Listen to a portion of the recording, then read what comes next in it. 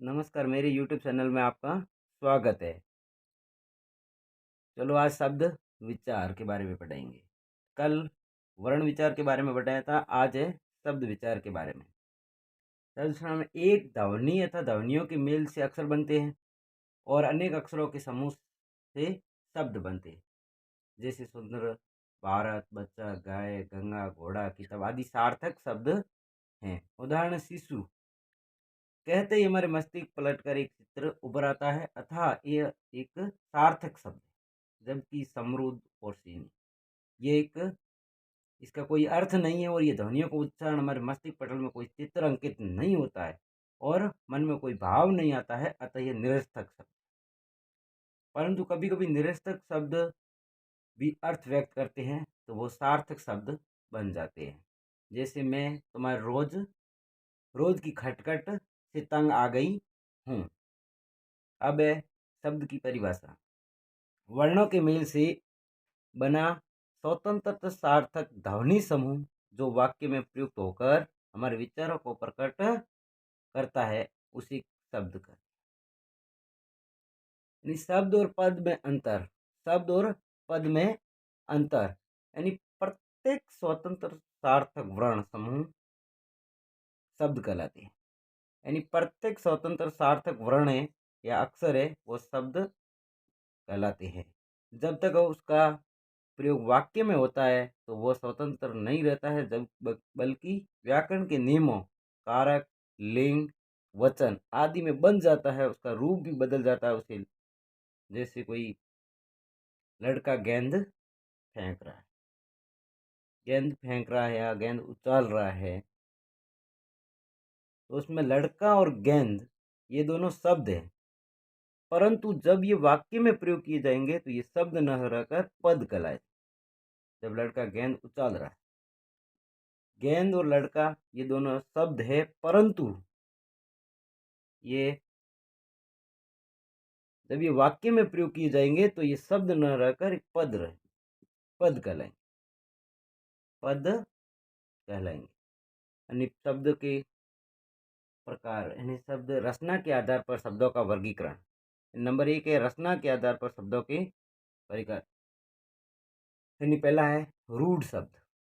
रूढ़ शब्द जो शब्द परंपरा परंपरा से किसी विशेष अर्थ के लिए प्रचलित हो और उनके टुकड़े करने पर कोई अर्थ न निकले, वे रूढ़ शब्द कहलाते हैं। रूढ़ शब्द कहलाते हैं। जैसे कल यानी कल, पेड़, पशु, आदमी।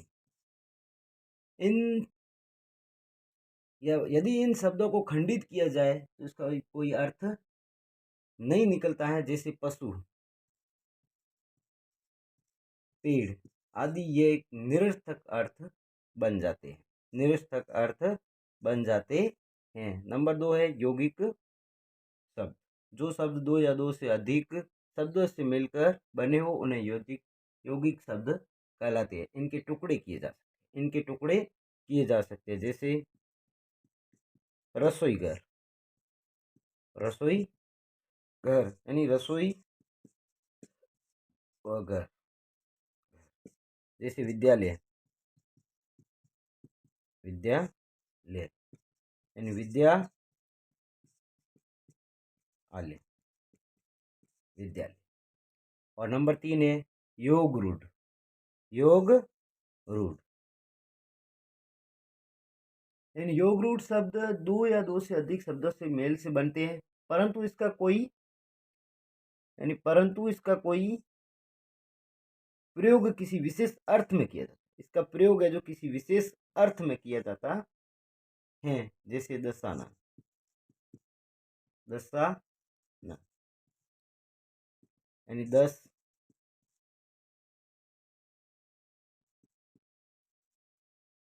आनंद यानी 10 यानी 10। आनंद का अर्थ था मुख, मुख अर्थात 10 मुखों वाला, 10 मुखों वाला। परंतु ये शब्द सामान्य अर्थ में प्रचलित न होकर रावण के अर्थ में, 10 मुखों वाला कौन है? रावण। रावण के अर्थ में प्रयुक्त किया जाता है। इसी प्रकार पंकज, जलद, पंचानन, पीताम्बर आदि योग रूढ़ है। ये तो होगा योग रूढ़ यानी रचना के आधार पर। और नंबर 2 है उत्पत्ति के आधार पर।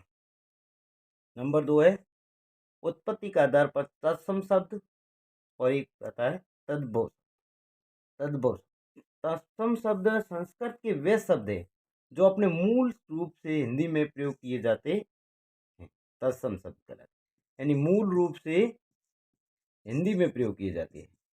हिंदी में प्रयोग किए जाते हैं वो तत्सम शब्द कहलाते हैं। जैसे यानी जैसे कर्म, क्रम, कर्म, चंद्र, सत्य, पंच आदि शब्द है। और इसके बाद में है तद्भव। तद्भव यानी तद्भव शब्द वो है जो संस्कृत के जो शब्द हिंदी में आए उन्हें, संस्कृत के जो शब्द हिंदी में आए उन्हें तद्भव शब्द कहते हैं। जैसे काम, चांद, सो और पांच। पांच यानी जैसे तत्सम शब्द, तत्सम और तद्भव। तत्सम शब्द जैसे अक्षी, अक्षी तद्भव में क्या होगा? आंख। नृत्य, नाच, नाच ऐसे काक, कौआ, गृह, घर, आम्र, आम, स्वर्ण, सोना, नासिका, नाक, पाद, पांव, भागिनी यानी बहन, मयूर यानी मोर, मयूर यानी मोर। अब जैसे समझ में नहीं आए तो इससे है क्या, यानी संस्कृत के वे शब्द जो मूल रूप से हिंदी में प्रयोग किए जाते हैं वो तो तत्सम शब्द कहलाते हैं। और तद्भव शब्द है संस्कृत के जो शब्द हिंदी में आए उसे तद्भव शब्द कहते हैं। इसके अलावा आगे है देशज शब्द। देशज, देशज शब्द यानी जो शब्द क्षेत्रीय प्रभाव के कारण किसी यानी कारण हिंदी में आए और जनता की आम बोलचाल की भाषा में विकसित हुए हैं, यानी जनता की आम भाषा के बारे में विकसित हुए हैं, देशज शब्द कहलाते हैं। जैसे झुग्गी यानी झुग्गी, खिड़की, डिबिया आदि। जो आदि शब्द है वो क्या है? देशज शब्द। और विदेशी शब्द, विदेशी शब्द यानी विदेशी जातियों के संपर्क में आने से उनकी भाषा में बहुत से शब्द हिंदी में प्रयुक्त होने लगे, ऐसे शब्द विदेशी शब्द कहलाते हैं। विदेशियों में जैसे अंग्रेजी,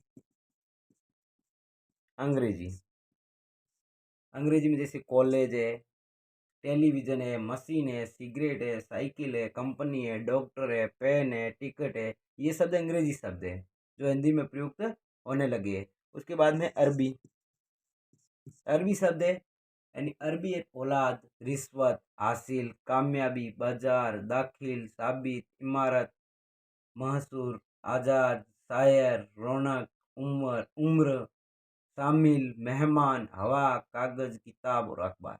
ये अरबी शब्द है। यानी कभी कभी दो भाषाओं से मिलकर शब्द बनते हैं, यानी कभी कभी है जो दो भाषाओं से मिलकर भी शब्द बनते हैं, शब्द बनते हैं। जैसे रेलगाड़ी, रेल गाड़ी यानी रेल तो अंग्रेजी शब्द है और गाड़ी हिंदी शब्द है।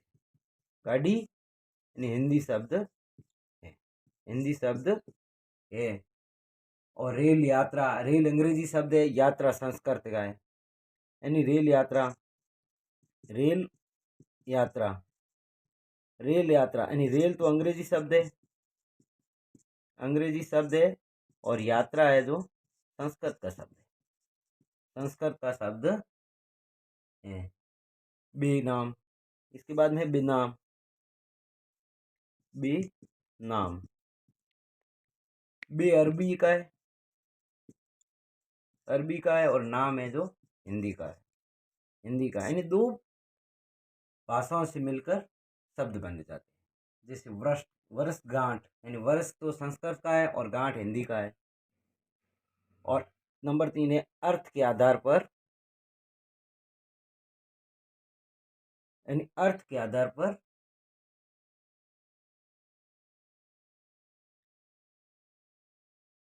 अर्थ के आधार पर शब्दों का वर्गीकरण, यानी अर्थ के आधार पर, अर्थ के आधार पर, अर्थ के आधार पर जैसे शब्दों का वर्गीकरण, यानी पर्यायवाची शब्द, यानी कई शब्द ऐसे होते हैं जो समान अर्थ का बोध कराते हैं, उन्हें पर्यायवाची शब्द कहते हैं। जैसे सूरज, सूरज, भानु, रवि, दिन का, दिन। नंबर 2 है विलोम शब्द। एक है पर्यायवाची शब्द, नंबर 2 है विलोम शब्द, यानी परस्पर विपरीत अर्थ बताने वाले, यानी पर्यायवाची शब्द और विलोम शब्द यानी विपरीत अर्थ बताने वाले शब्द विपरीतार्थक शब्द कहलाते हैं। जैसे आना, जाना, उदय, अस्त, दिन, रात। एक अर्थी शब्द। नंबर 3 है एकार्थी शब्द। एक आर्थी शब्द यानी जिन शब्दों का प्रयोग केवल एक ही अर्थ में किया जाता है, एकार्थी शब्द कहलाते हैं। पानी, पानी, फरवरी आदि ऐसे शब्द है जो एक अर्थ। और अन्यकार्थी, आगे है अन्यकार्थी शब्द। अन्यकार्थी शब्द यानी जिन शब्दों का प्रयोग एक से अधिक अर्थों में किया जाता है उसे अनेकार्थी शब्द कहते हैं। धन, जमा, द्रव्य, पूंजी, स्त्री आदि शब्द, आदि।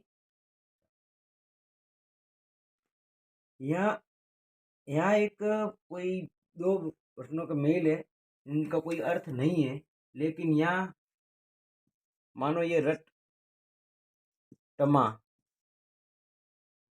तथा बरतस, बरतस यानी रट टमा के टमाटर, और एक है शरबत, शरबत। अब इसमें टमाटर का तो अर्थ निकल रहा है, लेकिन रट, टमा इनका कोई अर्थ सार्थक अर्थ नहीं निकल रहा, तो ये कोई शब्द नहीं है। इन शब्दों के अर्थ भी होते हैं। ये शब्द सार्थक शब्द होता है, एक एक होता है निरर्थक शब्द। सार्थक शब्द और एक निरर्थक शब्द होते हैं। सार्थक शब्द जिन शब्दों के ऊपर कुछ अर्थ निकलता हो, यानी जिन शब्दों से कुछ अर्थ निकलता हो उन्हें सार्थक शब्द कहते हैं। जैसे राजा यानी पुस्तक, दूध आदि शब्द है जिनका अर्थ निकल रहा है। राजा का अर्थ निकल रहा है, पुस्तक का अर्थ निकल रहा है, दूध का अर्थ निकल रहा है। और निरर्थक शब्द होते हैं जिन शब्दों का कोई अर्थ नहीं निकलता, उसे निरर्थक शब्द कहते हैं। जैसे सुन, खत, दट्ट आदि शब्द है जिनका कोई अर्थ नहीं निकलता, उसे निरर्थक शब्द कहते हैं। नंबर 4 है प्रयोग के आधार पर, यानी प्रयोग के आधार पर शब्दों का वर्गीकरण। यानी प्रयोग के आधार पर नंबर 1 है संज्ञा है, सर्वनाम है, विशेषण है, क्रिया है, क्रिया विशेषण है, संबंध बोधक है, समुच्चय बोधक है और विस्मयादि बोधक है। इसको इनका विवरण है जो इसकी आगे के विषय अध्याय में हम अध्ययन करवाएंगे, आगे की वीडियो में आपको बताएंगे। धन्यवाद है।